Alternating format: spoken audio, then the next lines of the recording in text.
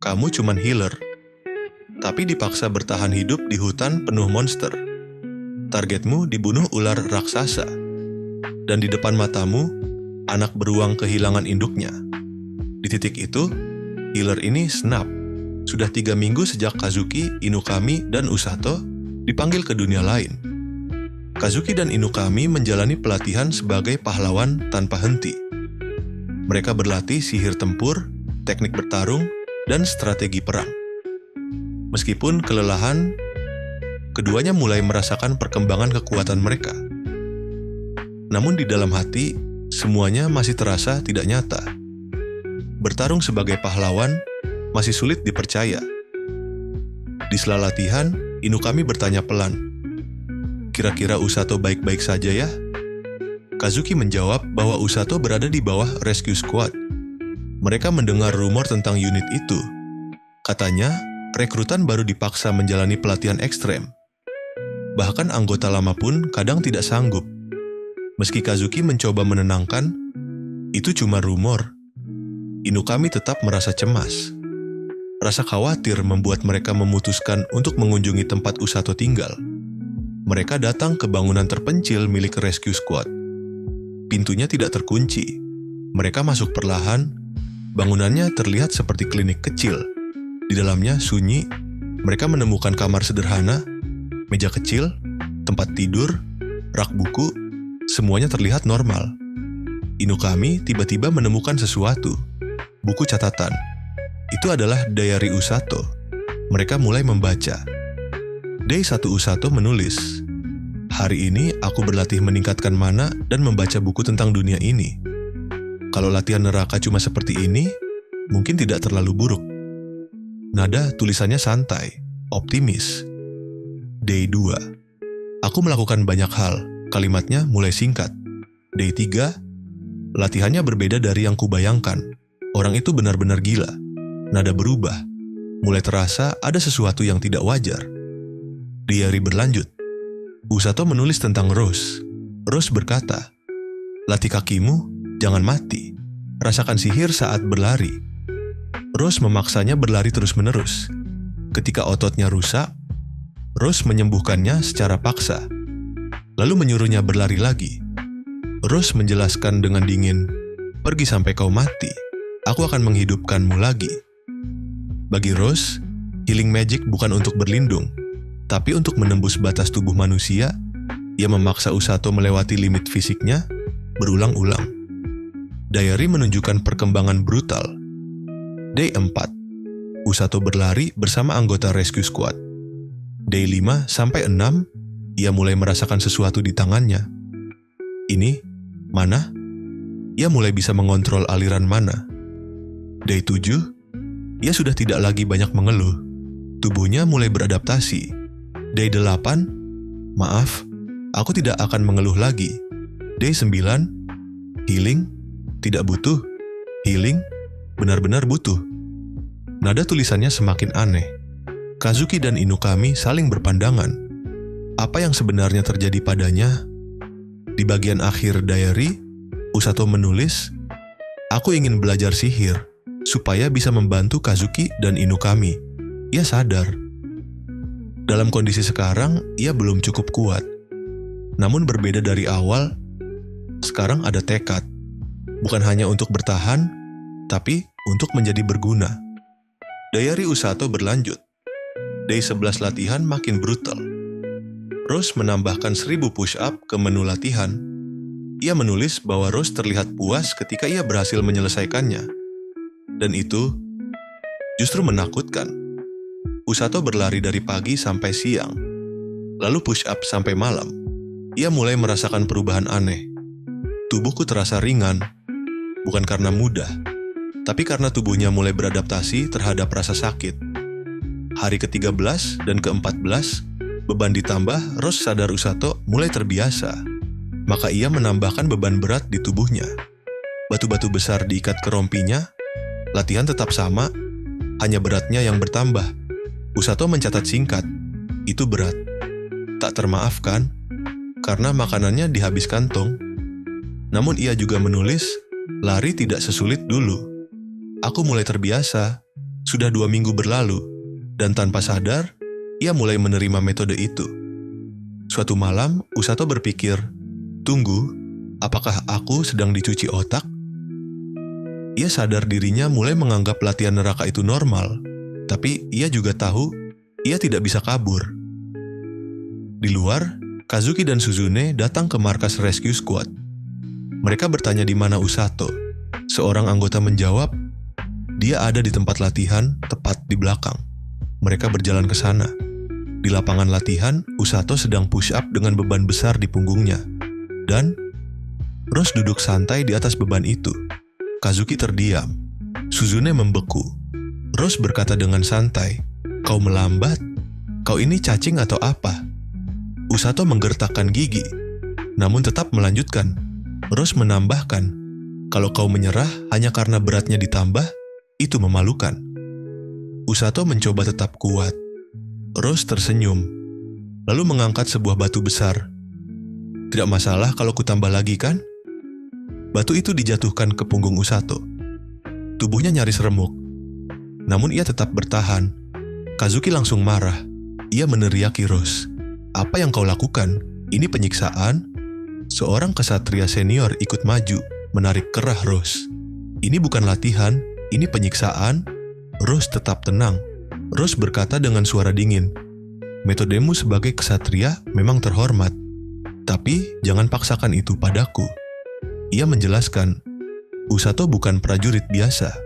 Ia punya healing magic. Jika tidak dilatih seperti ini, ia akan mati di medan perang. Aku akan menjadikannya healer yang hebat. Rose bahkan menyebut, dia akan jadi tangan kananku. Kazuki dan Suzune terdiam. Di tengah ketegangan itu, Usato masih bertahan. Wajahnya penuh keringat. Tangannya gemetar. Namun ia tidak menyerah. Rose tersenyum puas. Dia berkembang dengan baik. Ksatria tua berkata bahwa raja memerintahkan Rose kembali ke pasukan utama. Rose hanya tertawa. "Mustahil dengan keadaanku seperti ini." Ia menyinggung cedera matanya. Lalu berkata santai, "Karena mereka sudah datang sejauh ini, mari istirahat dan makan siang." Di tengah situasi tegang itu, Rose tetap santai. Sudah 1 bulan sejak Usato bergabung dengan Rescue Squad, efek latihan gila Rose mulai terlihat jelas. Tubuhnya lebih padat, ototnya terbentuk, daya tahannya meningkat drastis, gerakannya jauh lebih ringan dan cepat. Namun, meski tubuhnya berubah, hatinya belum sepenuhnya siap. Ia sadar, semua latihan ini adalah persiapan untuk perang. Dan perang berarti kematian. Usato mengakui sendiri, kemampuan fisikku jelas meningkat. Ia bisa berlari lebih cepat, beban terasa lebih ringan, reaksinya jauh lebih tajam. Tapi Rose menanyakan sesuatu yang lebih dalam. "Untuk apa kau melatih dirimu? Bukan tentang kekuatan, bukan tentang angka, tapi tentang alasan." Rose bertanya, "Kenapa kau perlu jadi lebih kuat?" Usato terdiam. Awalnya ia sendiri belum yakin, namun kemudian jawabannya muncul. Usato berkata, "Supaya aku bisa kabur dari medan perang secepat mungkin." Rose menatapnya tajam, namun Usato melanjutkan, "Kalau aku bisa bergerak lebih cepat, itu berarti aku bisa menyelamatkan orang lebih cepat. Bukan untuk menyerang, bukan untuk menjadi pahlawan, tapi untuk menghindari bahaya. Bertahan hidup, menyelamatkan lebih banyak orang." Rose tersenyum tipis. Jawaban itu tidak salah. Rose tahu satu hal, healer yang lambat sama dengan healer yang mati. Dan healer yang mati tidak bisa menyelamatkan siapapun. Itulah sebabnya ia melatih Usato bukan seperti penyihir, tapi seperti prajurit garis depan. Karena di medan perang, musuh tidak menunggu, luka tidak menunggu, kematian tidak menunggu. Meski tubuhnya kuat, Usato mengakui dalam hati, hatiku masih belum bisa menerima bahwa ini semua untuk perang. Ia masih anak SMA biasa yang tiba-tiba dipanggil ke dunia lain, tapi sekarang ia mulai menemukan tempatnya. Usato tidak lagi sekadar bertahan dari latihan, ia mulai menikmati prosesnya. Ia bahkan berpikir, latihan ini mulai terasa menyenangkan, bukan karena rasa sakitnya, tapi karena ia tahu ia sedang tumbuh. Ia bisa berlari lebih cepat, ia bisa sampai ke yang terluka lebih cepat. Jika ia lebih kuat, ia bisa mengangkat yang terluka dan keluar dari bahaya. Jika ia tidak mudah mati, ia bisa menyelamatkan lebih banyak nyawa. Itulah logika sederhana yang lahir dari latihan neraka Rose. Rose melihat sesuatu pada Usato. Ia tidak menyerah, ia tidak lari, ia tidak mengeluh seperti dulu. Dan yang paling penting, ia punya alasan. Rose menyadari, dia bukan dipaksa menjadi healer. Dia memilih jalannya sendiri. Ujian terbesar yang akan dihadapi Usato adalah tubuhnya sudah ditempa, mentalnya mulai terbentuk, namun dunia ini belum menunjukkan taringnya. Sebelum berangkat, Rose menjelaskan misi sebenarnya Rescue Squad. Bukan sekadar menyembuhkan, tapi menembus medan perang, mengangkat yang terluka, membawa mereka ke tempat aman, lalu menyembuhkan mereka. Itulah sebabnya tubuh kuat dan mental keras mutlak diperlukan. Usato mendengarkan dengan serius. Ia bertanya dalam hati, apakah aku benar-benar siap turun ke medan perang? Namun ia sadar satu hal, khawatir saja tidak akan mengubah apapun. Pagi itu, Rose melemparkan sebuah tas besar padanya. Bawa ini dan ikut aku. Tas itu luar biasa berat. Usato hampir tumbang hanya karena mengangkatnya. Namun Rose tidak memberi penjelasan. Mereka berjalan keluar markas. Untuk pertama kalinya, Usato melihat kehidupan kota dari sudut pandang berbeda. Keramaian pasar, orang-orang biasa, seorang beast people dengan telinga hewan. Semua terlihat damai. Namun mereka tidak berhenti. Mereka menuju gerbang luar kota. Rose berbicara singkat pada penjaga. Pintu dibuka. Usato bertanya pelan, "Kemana kita pergi?" Jawaban Rose membuat darahnya dingin. Ke hutan tempat monster tinggal. Jaraknya sekitar 3-4 jam dari kota. Hutan itu dikenal dengan berbagai nama. Kegelapan Lingle, sarang binatang buas. Tempat di mana monster hidup bebas. Tempat yang bahkan prajurit pun tidak masuk sendirian. Usato mulai punya firasat buruk. Dan benar saja. Rose berkata dengan tenang, "Buru Grand Grizzly, tidak ada batas waktu. Jangan kembali sebelum kau membunuhnya." Grand Grizzly bukan sekadar beruang biasa. Ia adalah monster yang berubah menjadi lebih buas setelah hidup lama, kuat cepat, memiliki daya hancur besar. Usato panik. "Apakah kau benar-benar membenciku?" Rose menjawab santai. "Makhluk selevel itu sekarang mudah bagimu." Ia yakin pada hasil latihannya. Tanpa peringatan, Rose mengangkat Usato dan melemparkannya jauh ke dalam hutan.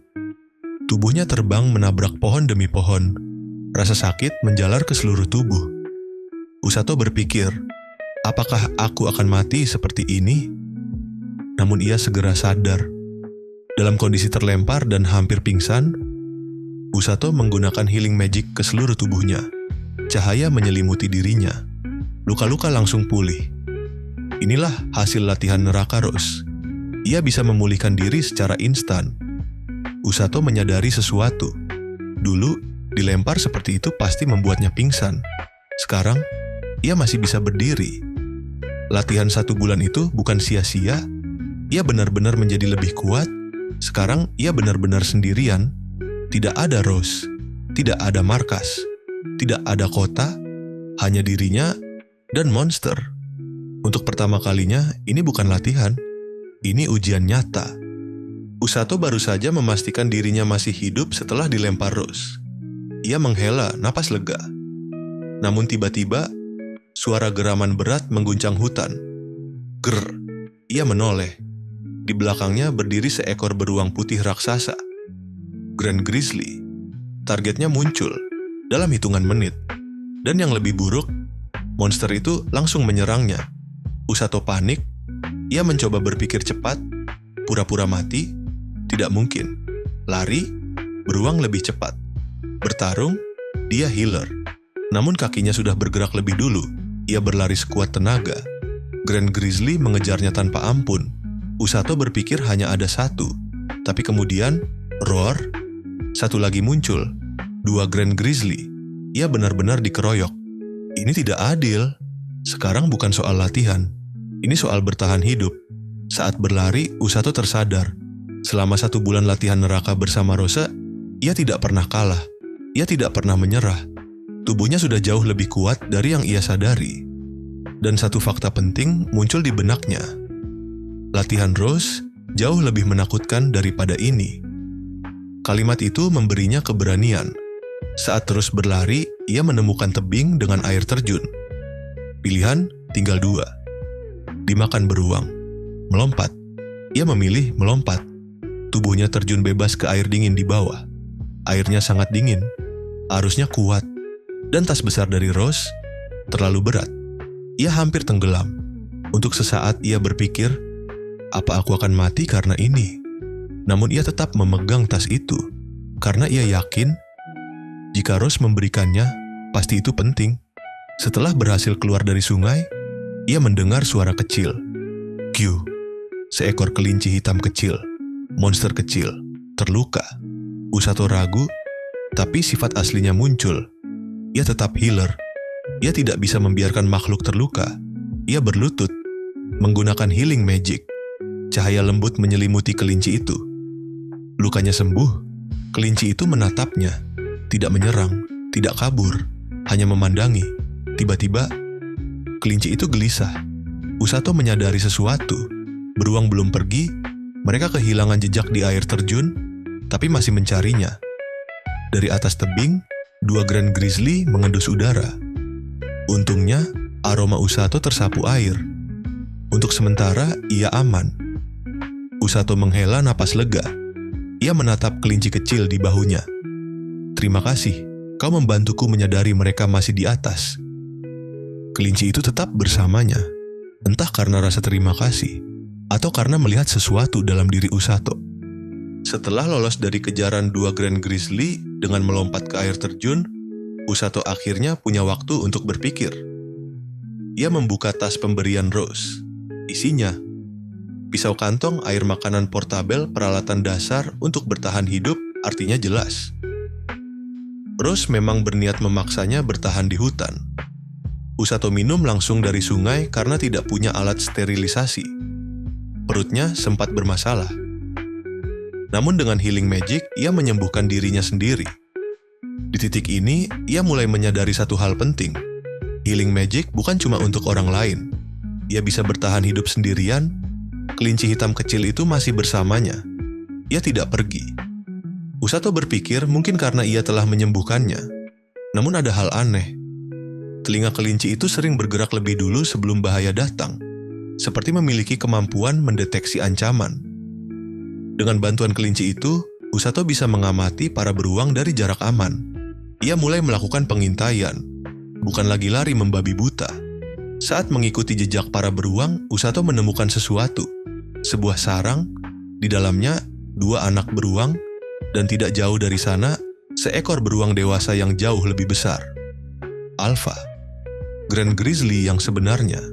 Ia sadar, yang tadi mengejarnya mungkin hanya induk dan anak. Target utamanya ada di sini, namun sebelum ia bisa bergerak, tanah bergetar. Dari balik pepohonan muncul sesuatu yang tak terduga. Seekor ular raksasa. Ukurannya jauh lebih besar dari yang pernah ia lihat, bahkan lebih mengerikan dari beruang. Usato membeku. Ia tidak pernah diberitahu soal monster ini. Ular itu menyerang. Dalam kekacauan itu, dua beruang tumbang. Tubuh mereka tergeletak di tanah. Darah mengalir. Usato terdiam. Sekarang situasinya jadi kacau. Targetnya mati. Bukan oleh dirinya. Bagaimana ia akan menjelaskan ini pada Rose? Kalau Rose tahu aku tidak mengalahkan mereka sendiri, bayangan wajah dingin Rose muncul di kepalanya. Dan itu lebih menakutkan dari ular. Di tengah kekacauan, anak beruang masih hidup. Mereka mendekati tubuh induknya, mengeluarkan suara lirih. Gao, Gao. Usato menggenggam tangannya. Ia marah. Bukan karena takut pada Rose, bukan karena targetnya dicuri, tapi karena ia melihat adegan anak kehilangan induknya tepat di depan matanya. Dan itu membuatnya muak. Untuk pertama kalinya, Usato merasa benar-benar marah. Bukan panik, bukan takut, marah. Ia sadar ini mungkin bukan keputusan rasional. Ia sadar Rose mungkin akan menghukumnya. Tapi ia juga sadar satu hal. Aku tidak suka melihat ini. Ia mengakui pada dirinya sendiri, ini bukan demi latihan, bukan demi lulus. Ini demi dirinya sendiri. Ia menatap ular raksasa itu. Kelinci kecil di bahunya ikut tegang. Usato mengepalkan tangan dengan tatapan berbeda dari sebelumnya. Bukan lagi anak yang ketakutan, melainkan seseorang yang memilih untuk bertindak. Aku akan mengalahkan ular itu. Bukan karena diperintah, bukan karena dipaksa, tapi karena ia ingin. Terima kasih sudah menonton. Jangan lupa like, comment, dan subscribe.